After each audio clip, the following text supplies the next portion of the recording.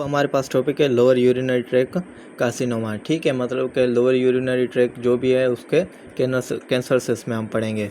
Lower urinary track में क्या क्या आता है। फॉर एग्जाम्पल ये हमारी किडनी है ना, किडनी को छोड़ के बकाया जो भी यूरिनरी ट्रैक बना रहा है उसे हम लोअर यूरिनरी ट्रैक कहेंगे। सही है, इसमें यूरेटर आता है, ब्लैडर आता है, हमारा यूरेथ्रा वगैरह आ जाता है। तो इनके जो भी कैंसर्स हैं इन्हें हम कहेंगे lower urinary track cancers. Lower urinary track cancers में भी सबसे पहले हमारे पास यूरोथेलियल या ट्रांजिशनल सेल कार्सिनोमा। ये बताने से पहले मैं आपको बताना चाहूँगा यूरोथेलियम वगैरह किसे कहते हैं।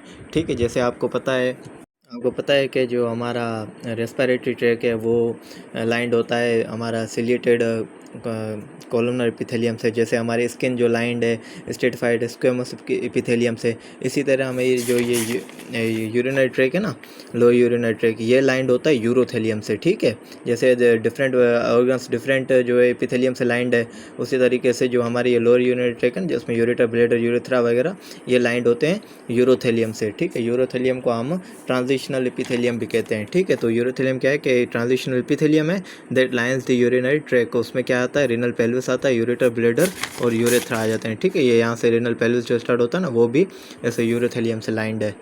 तो यूरोथेलियल कार्सिनोमा क्या है, उस जो लाइनिंग के अंदर जो कैंसर प्रोड्यूस हो रहा होता है ना उसे हम यूरोथेलियल कार्सिनोमा कहते हैं या ट्रांजिशनल सेल कार्सिनोमा कहते हैं। ठीक है, ये क्या है, मेलिग्नेंट ट्यूमर है arising from urothelial lining of the renal pelvis, ureter, bladder और यूरेथ्रा। ठीक है, most common type of lower urinary track cancer है। ठीक है, मतलब कि इसमें लोअर यूरिनरी ट्रैक में जो भी कैंसर्स वगैरह आ रहे होते हैं ना उसमें मोस्ट कॉमन जो है यूरोथेलियल कार्सिनोमा है जो उसकी लाइनिंग से अराइज हो रहा होता है। और यूरोथेलियल कार्सिनोमा मोस्ट कॉमनली जो है ब्लैडर में अराइज होता है। ठीक है, यूजुअली ब्लैडर में अराइज होता है, यूरेटर और यूरेथ्रा वगैरह में कम होता है। ठीक है, क्योंकि ये सारे यूरोथेलियम से ही लाइंड है, पर यूरोथेलियम का जो कैंसर यूजुअली अराइज होता है ना वो ब्लैडर से अराइज होता है।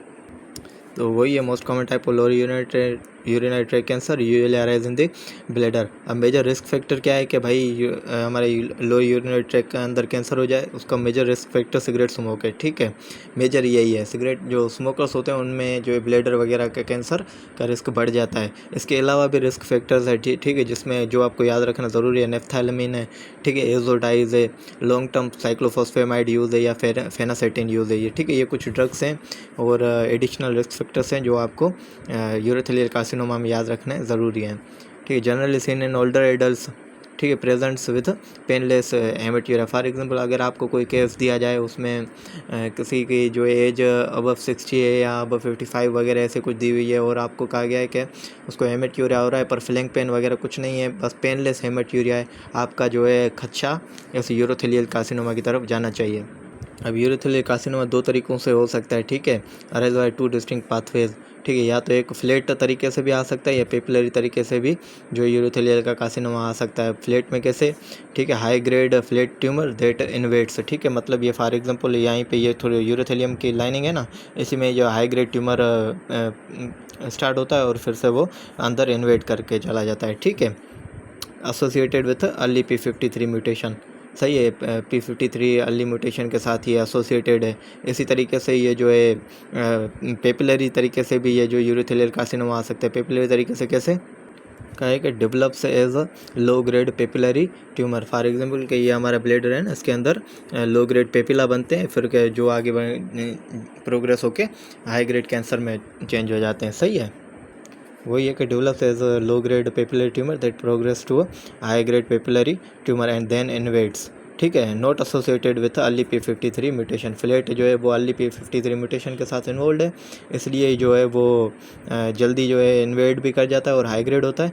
ये जो है अर्ली P53 म्यूटेशन से वो जो है एसोसिएटेड नहीं है, इसलिए जो है as a low grade papillary tumour arise होता है। सही है, ये इसका फ्लैट था, ये फ्लैट यूरोपिथेलियल कैंसर था। ठीक है, और यूरोथेलियल कैंसर था और ये हमारा पेपिलरी। ठीक है, यहाँ पे देखें पेपिला वगैरह बन रहे हैं। Tumours are multifocal and recur. ठीक है, मतलब मुख्तलिफ जगहों पे ये हो सकते हैं और अगर एक को आप ट्रीट करोगे तो फिर से दूसरी जगह पे हो सकते हैं। सही है, डिफरेंट जगहों पे ये कैंसर्स प्रोड्यूस हो सकते हैं, मल्टीफोकल है और जो है रिकर हो सकते हैं। इससे ये होता है फील्ड इफेक्ट की वजह से। ठीक है, फील्ड इफेक्ट क्या है क्या नहीं है इसको आप छोड़ दें, बस ये आपको याद रख लें कि ये फील्ड इफेक्ट की वजह से जो है मल्टीफोकल होता है और रिकर होता है ये urothelial carcinoma. Urinary track carcinoma से दूसरा हमारा कैंसर है स्क्वेमस सेल कार्सिनोमा। ठीक है, जैसे कि नाम बता रहा है कि इसमें जो है स्क्वेमस सेल्स की जो है मेलिग्नेंट प्रोलिफरेशन हो रही होगी। कार्सिनोमा ज़ाहिर आपको पता है मेलिग्नेंट प्रोलिफरेशन, तो उसमें क्या होता है मेलिग्नेंट प्रोलिफरेशन होती है स्क्वेमस सेल्स की, और ये भी मोस्टली कहाँ होता है ब्लेडर को इन्वॉल्व करता है। ठीक है, यहाँ पे ब्लेडर में स्क्वेमस सेल्स की जो है मेलिग्नेंट प्रोलिफरेशन हो रही होती है। अब आपको पता है ये हमारा जो भी लोअर यूरिनरी ट्रैक है, यूरेटर, ब्लेडर या यूरेथ्रा वगैरह, ये तो इसमें तो स्क्वेमस सेल्स है तो ही नहीं है, ये तो लाइंड होता है बाय यूरोथेलियल सेल्स। तो यहाँ पे स्क्वेमस सेल्स कहाँ से आए? ठीक है, ज़ाहिर है ये सारी जो चीज़ें हैं ये इसमें मैंने अभी आपको बताया कि यूरोथेलियम से लाइंड है, तो इसमें स्क्वेमस सेल्स कहाँ से आए और स्क्वेमस सेल्स का फिर कैंसर कैसे बना, ये बताने से पहले मैं आपको बताना चाहूँगा, जैसे आपने जो है जीआईटी में नहीं पढ़ा होगा कि फॉर एग्जांपल अगर ये हमारे स्टोमक है, ये हमारे इसोफेगस है, स्टोमक से अगर किसी भी तरीके की वजह से फॉर एग्जांपल यहाँ स्टोमक का जो एसिड है बार बार रिफ्लक्स होके अगर हमारे इसोफेगस तक आ रहा था, और अगर ये क्रोनिकली कंडीशन हो रही थी, तो हमारी जो इसोफेगस थी ये लाइंड थी किससे, नॉर्मल स्ट्रेटिफाइड स्क्वेमस सेल से। ठीक है, तो अगर बार बार स्टोमक का एसिड आके इसको इरिटेट कर रहा होता था, तो इसकी जो एपिथेलियम चेंज हो रही थी किससे, ये इसकी एपिथेलियम चेंज हो रही थी स्ट्रेटिफाइड स्क्वेमस से सिंपल कॉलमनर की तरफ। ज़ाहिर है क्योंकि बार बार ये एसिड आके इसको इरिटेट कर रहा था ना, तो उसकी एपिथेलियम जो है स्ट्रेटिफाइड स्क्वेमस से चेंज होके कॉलमनर हो जा रही थी। ठीक है, सिंपल कॉलमनर हो जा रही थी। तो ये क्यों हो रहा था? ये मेटाप्लेजिया की वजह से हो रहा था। तो इसी तरीक़ा से ठीक है, यहाँ पे जो हमारे ब्लेडर वगैरह की एपिथेलियम है ना, इसमें भी मेटाप्लेजिया आ जाता है। ठीक है, ये यूरोथेलियल सेल्स लाइंड होती है ना, तो इसमें मेटाप्लेजिया होके ये जो है चेंज हो जाती थी स्क्वेमस एपिथेलियम में, फिर उस स्क्वेमस एपिथेलियम से जो है कैंसर अराइज हो रहा था। समझ गए कि यहाँ पे क्या हो रही थी, एक्चुअली मेटाप्लेजिया हो रही थी, जिसकी वजह से यूरोथेलियल सेल्स कन्वर्ट हो रहे थे स्क्वेमस सेल्स से, और स्क्वेमस सेल से फिर कार्सिनोमा हो रहा था। वही मेटाप्लेजिया जो हमने जीआईटी में पढ़ा था। तो यही है इसको malignant proliferation squamous cells usually involving the bladder arise in background of squamous metaplasia. ठीक है, normal bladder surface is not lined by squamous epithelium. ठीक है, पहले मेटाप्लेजिया होता है, फिर डिस्प्लेजिया होता है, उसके बाद स्क्वेमस सेल कार्सिनोमा होता है। जैसे आपने यहाँ पे भी पढ़ा था ना, पहले इसमें मेटाप्लेजिया होता है, ठीक है, उसके बाद यहाँ पे जो है इसका इसोफेगस का कैंसर एडिनोकार्सिनोमा हो जाता है। ठीक है, यहाँ पे भी वही हो रहा है। अब ये स्क्वेमस सेल कार्सिनोमा होगा क्यों? ठीक है, ज़ाहिर है जैसे इसमें भी कुछ रिस्क फैक्टर थे ना, एसिड आके बार बार इसको इरिटेट कर रहा था, इस तरीके से इसमें यहाँ पे भी कुछ इरिटेशन वगैरह ऐसी होगी जिसकी वजह से यूरोथेलियल सेल्स जो है कन्वर्ट होके मेटाप्लेजिया में होके वो स्क्वेमस सेल्स बन रहे थे। अब वो कौन से रिस्क फैक्टर्स हैं वो अभी हम देखते हैं। ठीक है, risk factors involve the chronic cystitis, chronic अगर इन्फ्लामेशन हो हमारे ब्लेडर की, ठीक है, ओल्डर वुमेन में, वो एक रिस्क फैक्टर है। ठीक है, स्क्वेमस सेल कार्सिनोमा, पहले स्क्वेमस मेटाप्लेजिया होगी फिर कार्सिनोमा होगा। ठीक है, इसके अलावा जो है शेस्टोमा हेमाटोबियम इन्फेक्शन है। ठीक है, ये भी ज़ाहिर क्रोनिकली इन्फ्लामेशन काज करेगा, जिसकी वजह से फिर क्या हो जाएगा, वही स्क्वेमस सेल मेटाप्लेजिया और कैंसर हो जाएगा। ये किस में होता है? इजिप्टियन मेल में। ठीक है, ये ओल्डर वुमेन में। ये इतना याद रखने की ज़रूरत नहीं, बहरहाल आपको ये याद रखें कि क्या क्या रिस्क फैक्टर्स हैं। और उसके अलावा है लॉन्ग स्टेंडिंग नेफ्रोलिथियासिस। ठीक है, अगर लॉन्ग स्टेंडिंग स्टोन रह रहा है, ठीक है, तो स्टोन आपको पता है कहीं जाके ऑब्स्ट्रक्ट कराएगा, फिर उसके बाद आगे जाके इन्फ्लामेशन हो जाएगी। ठीक है, फॉर एग्जाम्पल स्टोन आके यहाँ पे यूरेथ्रा वगैरह किसी जगह पे अगर आके स्टक कर दिया, तो पीछे सारी जो क्या होती है इन्फेक्शन इन्फ्लामेशन हो रही होती है। तो अगर इन्फेक्शन स्टोन जो है लॉन्ग स्टेंडिंग है, बहुत ज़्यादातर रह रहा है, तो इन्फ्लामेशन और इन्फेक्शन भी बहुत ज़्यादा हो रहा होगा। इसकी वजह से आखिर में क्या हो जाएगा, स्क्वेमस सेल कार्सिनोमा हो जाएगा। ठीक है, पहले मेटाप्लेजिया और उसके बाद स्क्वेमस सेल कार्सिनोमा हो जाएगा। तो ये इसके रिस्क फैक्टर्स हैं। और ये भी याद रखें कि ये squamous cell carcinoma like the urothelial carcinoma presents with painless हेमाट्यूरिया।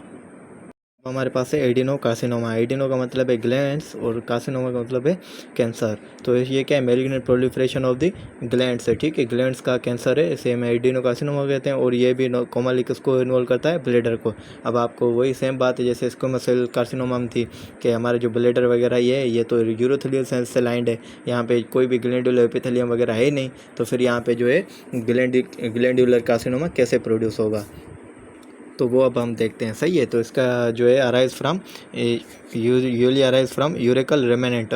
अब यूरेकल क्या है, यूरेकल रेमेनेंट क्या है कि जो भी हम जब हमारा बच्चा होता है ना, ठीक है, कोई भी फीटस होता है, उसका जो है ब्लेडर है, ठीक है, ये ब्लेडर है ना, ये कनेक्टेड होता है to the yolk sac through a urachus, ठीक है। यूरेकस होता है वो क्या करता है, इसके ब्लेडर को यॉर्क सैक से कनेक्ट करता है। अब वो क्या करता है, बच्चे में जो भी वेस्ट वगैरह होता है ना, फीटस के अंदर, जब भी फीटस जो है माँ के पेट के अंदर होता है, उसके ब्लेडर में जो भी वेस्ट वगैरह होता है वो यूरेकस से होके यहाँ से ब्लेडर से निकल चला जाता है, सही है। तो वो यूरेकस जो है नॉर्मली तो जो है जैसे बच्चा पैदा होता है वो यूरेकस वो ओब्लिटरेट हो जाता है, वो कन्वर्ट हो जाता है किसमें, मीडियन अम्बिलिकल लिगामेंट में, सही है। यूरेकस से मीडियन अम्बिलिकल लिगामेंट बन जाता है, यूरेकस खत्म हो जाता है, क्योंकि ज़ाहिर ब्लेडर से फिर यूरेथ्रा वगैरह से वेस्ट खुद ही निकल रहा होता है, फिर उस यूरेकस की ज़रूरत ही नहीं होती, पर शुरू में ज़रूरत होती है टू ड्रेन द वेस्ट। तो आखिर में क्या होता है, यूरेकस चेंज हो जाता है किसमें, मीडियन अम्बिलिकल लिगामेंट में। अगर किसी वजह से यूरेकस जो ओब्लिटरेट ना हो तो उसमें जो है फिर कैंसर पर बन जाता है एडिनो कार्सिनोमा, ठीक है, क्योंकि ये यूरेकस होता है ना वो लाइंड होता है विथ ग्लैंडुलर एपिथेलियम, सही है। तो उस यूरेकस से कैंसर प्रोड्यूस हो सकता है इस ब्लेडर का, जिसे हम एडिनो कार्सिनोमा कहते हैं, ठीक है। क्या है, urachus is a duct that connects foetus bladder to yolk sac to drain waste, and normally this run from dome of the bladder through umbilical cord and is lined by glandular epithelium। ये डोम है ना bladder का, ये यहाँ से होके जो है ड्रेन करती है वेस्ट वगैरह को, सही है, और ये लाइंड होती है ग्लैंडुलर सेल्स से, ठीक है। अगर यूरेकस वगैरह ओब्लिटरेट नहीं होगा तो फिर उसमें क्या हो जाएगा, ग्लैंडुलर कार्सिनोमा हो जाएगा। Urachus at birth is obliterated to median umbilical ligament, ठीक है। तो यूरेकस से वो बन जाता है। अगर यूरेकस ओब्लिटरेट नहीं होगा, यूरेकस रहेगा, यूरेकल रेमेनेंट, तो क्या हो जाएगा, उससे एडिनोकार्सिनोमा हो जाएगा। Tumour develops at the dome of the bladder, समझ गए। अगर आपको कहा है कि भाई ट्यूमर है, एडिनोकार्सिनोमा है, ठीक है, फॉर एग्जांपल ट्यूमर है कोई भी किसी भी जो है ब्लेडर के डोम के ऊपर और बच्चे वगैरह में है, तो आप समझ जाएं कि ये जो है एडिनोकार्सिनोमा है, कैसे, और ये यूरिकल रेमेनेंट्स की वजह से हुआ है, ठीक है। और ये एडिनोकार्सिनोमा का रिस्क फैक्टर है सिस्टाइटिस ग्लैंडुलरिस है। सिस्टाइटिस ग्लैंडुलरिस मतलब क्या, इसकी जो ब्लेडर की है ना क्रोनिक इन्फ्लामेशन होती है, जिसकी वजह से उसकी जो एपिथेलियम मेटाप्लेजिया होके ग्लैंडुलर एपिथेलियम में चेंज हो जाती है, सही है। जैसे इसमें थी ना क्रोनिक इन्फ्लामेशन होके स्क्वैमस सेल से कन्वर्ट हो रही थी। सिस्टाइटिस ग्लैंडुलरिस मतलब हमारे जो ब्लेडर के ऐसे इन्फ्लामेशन जिसमें जो है यूरेथेलियम जो है मेटाप्लेजिया होके ग्लैंडुलर एपिथेलियम में चेंज हो जाए, वो ये कि cystitis glandularis is chronic inflammatory condition of the bladder in which urothelium undergoes glandular metaplasia, ठीक है। इसमें क्या होता है, जो एपिथेलियम है उसकी ब्लेडर की वो ट्रांसफॉर्म हो जाती है into columnar mucus secreting epithelium, फिर इससे क्या हो जाता है, कैंसर प्रोड्यूस हो जाता है ब्लेडर में, जिसे हम एडिनोकार्सिनोमा कहते हैं। और तीसरा इसका जो एडिनोकार्सिनोमा का रिस्क फैक्टर है एक्जिस्ट्रोफी। एक्जिस्ट्रोफी का मतलब कि जो है हमारा ब्लेडर है वो बॉडी से बाहर पड़ा हो, सही है। कभी कभार क्या होता है, हमारी जो एब्डोमेन के लोअर एब्डोमेन वाल्स होती है ना, वो सही से डेवलप नहीं हो रही होती, जिसकी वजह से जो है अगर वो डेवलप नहीं होगी तो उसके नीचे ब्लेडर है वो फिर ब्लेडर बाहर ही हो रहा होता है, ठीक है, क्योंकि वाल सही नहीं जो उसको कवर करती हैं, सही है। एक है congenital failure to form caudal portion of the anterior abdominal wall, सही है, एंड ब्लेडर वाल। अगर एंट्री एब्डोमिनल वाल और ब्लेडर वाल नहीं बनेगी तो ब्लेडर बाहर ही रहता है, तो ये भी एक रिस्क फैक्टर, इसे एक्जिस्ट्रोफी कहते हैं, और ये रिस्क फैक्टर है इसका एडिनोकार्सिनोमा का।